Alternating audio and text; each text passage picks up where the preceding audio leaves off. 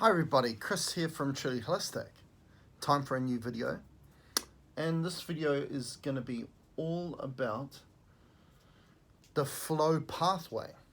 Okay, so what is the flow pathway? Now, we keep it very simple here at Truly Holistic because, we try and stay out of the mind and connect into consciousness. And consciousness is all about feel. Well, the mind is all about thinking.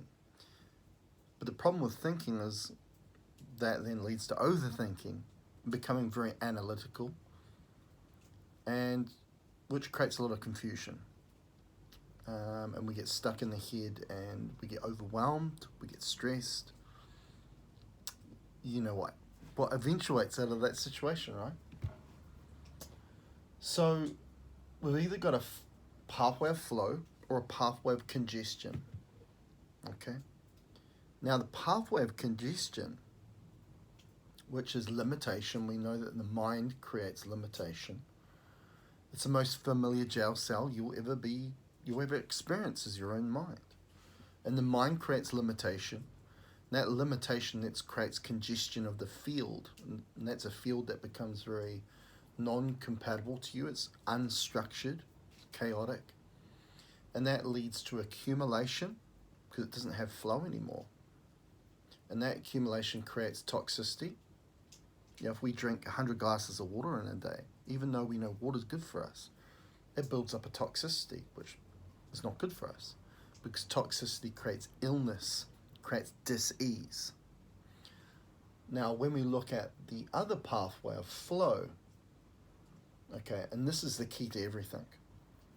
Okay, so we'll get to that in a minute.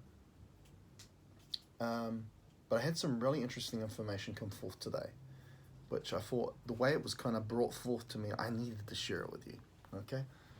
And just connects all the dots together, but in a very simple form that we can all abide to as a pathway towards vitality and wellness. So what came forth in a session was, this is what it said. And you would have heard, if you're familiar with previous videos, we've talked about this, our superpowers as the human, is where we place our attention and therefore then how we use our intention. Okay, so attention and intention. So this is about this. Now what it said was,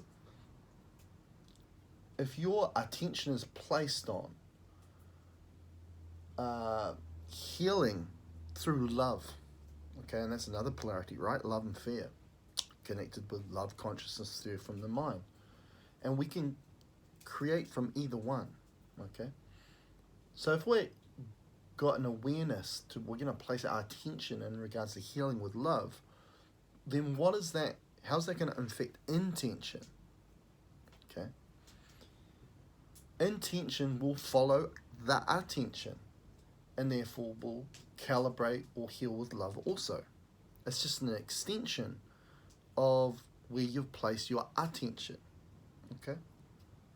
So attention is the most vital, important factor here, because where we place our attention will mean where we use our intention from the head, the mind, or the heart consciousness, and also the words we choose to cast that intention. We know the power of intention because we know within spirituality and conscious community the power of casting a spell. Now, spell means word. When we are learning to spell, we are learning to put letters together to form words. We all, as kids, the majority of us, right? When we're learning to read and write. And casting is just another way of saying intention. Okay? So attention has a huge role in how you use your creation ability, because when we use intention, we're using creation. Okay? So intention will follow your attention. Okay? So where that leads to is then you not only as a participant or observer of reality, but the creator of your reality, how that will materialize in your reality. And we call that a generation. We call that generation 3, this reality that you are not only observing and participating, but more importantly, you are creating. You're a pivotal aspect of the reality that you create. Okay? And why we really like to drive that home is because otherwise, if you're just here to observe and participate, how you start to have doubts of what can I do here, which creates a state of vulnerability. We want to create empowerment. Okay? When you see that you're the pivotal aspect of your reality, then it empowers you to become more aware of where you're placing your attention and the intention that you're using, where from, and also the words you're choosing to formulate a reality, a creative reality. Okay? Now, obviously we've got the past, flow, congestion. Okay? So if our attention is going to something that's placing us in fear, it's going to lead our intention to come from the mind, which creates out of fear. And we're going to most likely choose and decide through words that are low vibrational, because the mind has a limited form. So no wonder we're going to use words that are low vibrational, or make choices and decisions that have very little awareness or consciousness to them. Okay?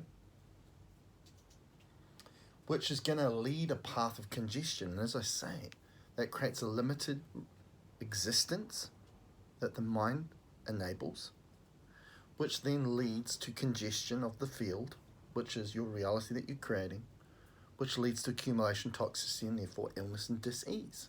So not wellness, not vitality. Okay? So essentially attention, with attention, you're holding that choice in your own hands. Okay? Where you place your attention. Okay? Now this is important because I'm going to use an analogy, an example that's very connected to the present moment that people are experiencing out there. Okay? And it's regarding a virus. I'm not going to say the name of it, but you know what I'm talking about. Now at the moment, the theory of any virus, let's not even talk about the current virus, right? But any virus, is that we catch a virus. We catch a virus. For a long time I've been saying that's not what's going on. From a human perspective, from a mind perspective, a limited form, we may think that. A bit like the idea that cholesterol causes a heart attack. Okay? Straight away we think, okay, somebody has a heart attack, they have an autopsy, they cut open one of the main arteries, and we see it's obstructed and occluded with cholesterol and this other material. We think straight away, okay, cholesterol killed this person, that's why he had a heart attack. But if we see the greater picture of what's going on, we realize that an event just doesn't happen like that. There is a journey into illness and dis-ease, and hence there's a journey out of illness and dis-ease towards, it's a pathway, vitality and wellness. We know that the epithelial cells, which make up the smooth muscle tissue, the wall of the arteries, have become irritated, become inflamed, and create an injury, damage to the artery, which the innate intelligence of the body, which is consciousness, sent cholesterol to patch the damage. But because of our lack of knowing and understanding, which the mind brings, a lack of knowing and understanding, because it provided the mentality of lack, okay? That it just thinks that cholesterol caused heart disease, when really cholesterol was being sent to heal the area that was getting irritation, inflammation, and damage. And through a lack of knowing and understanding, we didn't sort out the root cause problem. And the way that we just treat it is through symptoms. As we see that, oh, cholesterol numbers up, we treat through numbers, not the patient. And we get them to lower their cholesterol. But if we lower the cholesterol, and the cholesterol is needed in a number of other areas of the body for vitality and wellness, all these other side effects and adverse effects that happen while that root cause of the problem that's happening at the arterial wall is continuing to happen. Okay, so let's use that analogy and bring this into this aspect of virus. Okay, this theory out there for a long time, we catch a virus. Okay, now what I'm saying is you don't catch a virus. Okay, this is the consciousness perspective, not a mind perspective. Okay, I'm not saying one doesn't happen and one doesn't. Okay, because remember, we're creators of reality. We create whatever pathway we believe in. Okay, but I'm telling you now, from a consciousness perspective, from a greater picture, we do not catch a virus. So how does this virus happen? Well, what can be controlled? What can be controlled then is someone's attention, or where they place their attention. And that's how it connects to this video, right? Because where we place our attention will mean that we will go down the pathway of flow, which leads to vitality and wellness, or down the pathway which is enabling congestion, which leads to illness and dis-ease. Okay? Based on where we place our attention. Now, we have experts in the world, experts that we follow. We turn on the TV, we watch the news, and the experts will tell us what's going on. So therefore, our attention gets drawn to that. Okay? And I call that distraction. Okay? Do you know what is the master of distraction? The mind. Okay, the mind is a master of distraction. Okay. Now, let's look at that pathway again. Okay, attention affects our intention. Okay. Now, intention is the way that we create reality. Therefore, it will affect our reality and what we see and what we experience, what we observe and what we participate. You must understand this reality that we see with our duality eyes is 0.0035% of the electromagnetic spectrum of light. Such a sliver of reality. It's an existence of observation and therefore effect. But we see the effect, but we don't understand the knowing, the understanding, the cause to that effect, which lies beyond that 0.0035%. Okay.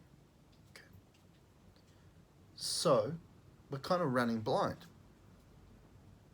Okay.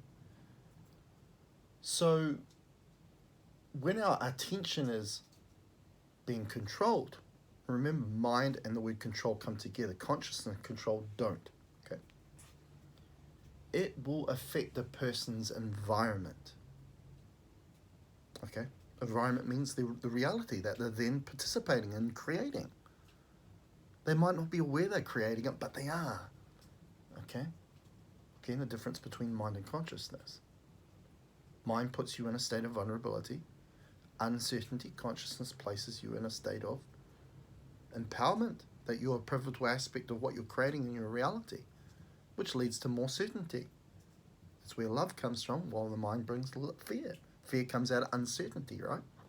Okay? Now, what do we know about environment? From epigenetics, nutrigenomics, is that, let's take the example of epigenetics in regards to our genetics. Our genetics, our genes are like an on and off switch, a light switch. And what did they find through epigenetics? That it was the environment that you are placed within which leads to whether that gene gets turned off or turned on. Okay? So it's not the gene, it's not that you're vulnerable to a genetic disorder. It's whether you create the environment which comes back again.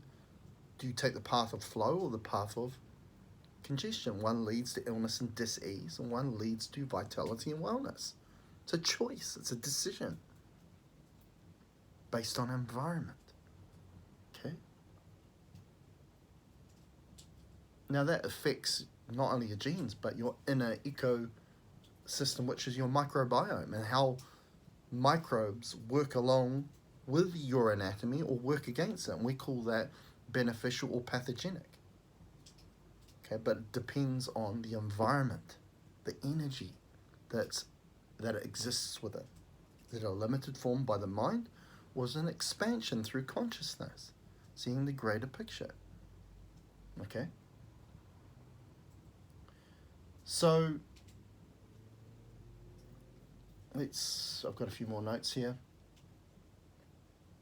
Now, when we take that pathway of flow, then that leads to an expression of true self, okay? Not a controlled version of self, okay? Please understand that.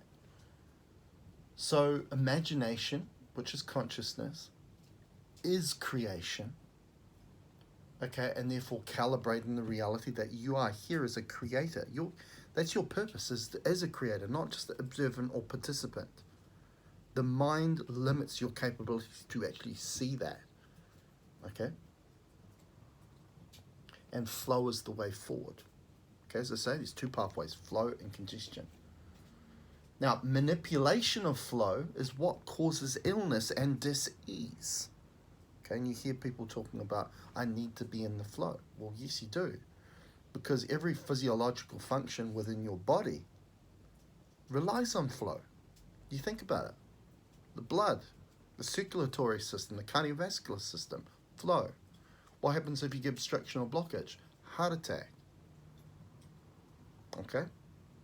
Digestive system relies on flow, going from one end to the other. If we get obstruction or blockage, you can die from that. A bowel obstruction. If you look at the nervous system, the communication between neurons, we know all the degenerative nervous system diseases that are caused by that. Look at the lymphatic system. The lymphatic system is essentially your garbage disposal unit of the body. It relies on flow. Because if you don't have flow, things accumulate, and what do we get? Toxicity, which leads to illness and dis-ease. A perfect example of that is breast cancer. In regards to the nodes in this area, there's no flow. So it creates accumulation, creates a toxicity in that area, which leads to what we can call cancer. You name it. Every aspect of your body relies on that flow. Okay. Now, manipulation of flow causes illness, which is programmed into you. It's not natural. Where does that programming come from? From the mind. Every lifetime we've had here as a human, for those first 3 years, you watch a child that's between when they're born to 3 years of age, they are full of imagination.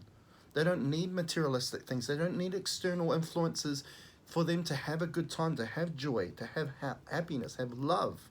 They create it out of imagination. From 3 years onwards, we get conditioned and programmed. We get sold a world that's given to us, sold to us. And we get told that we need to be conditioned and programmed. We need to learn skills to survive out there, not thrive, survive. The mind comes in and intervenes and takes over. It conditions you and programs you. It limits you. It tells you the way the world's going to be, instead of you imprinting your creation ability on it. Okay? Illness is not your natural state. Okay? Okay? So, there's a lot of energy, a lot of things that come out of a misdirection of where you place your attention. Okay? Which leads to a lack of awareness and a lack of consciousness, because the mind is in control, which forces your creative abilities, your creative capacity to be sabotaged. And a lot of the times without you even knowing it. It's what's called mind control. Okay, so I hope you've really enjoyed the video. Had a lot of fun sharing that with you. And stick by the pathway. Be fully aware of where you place your attention, because you can send your energy immediately to where you place your attention to create more of it, because that's what you're here to do. You're here to be a creator. Okay? So take ownership, accountability to that, where you're placing your attention, and therefore how that leads to how you use your intention to then create reality in front of you. Okay? And it all starts in the now, because the now are the stepping stones which provide a future, the future that your heart desires, a future that you want to see. And it all happens through a pathway of flow, not congestion. Till next time.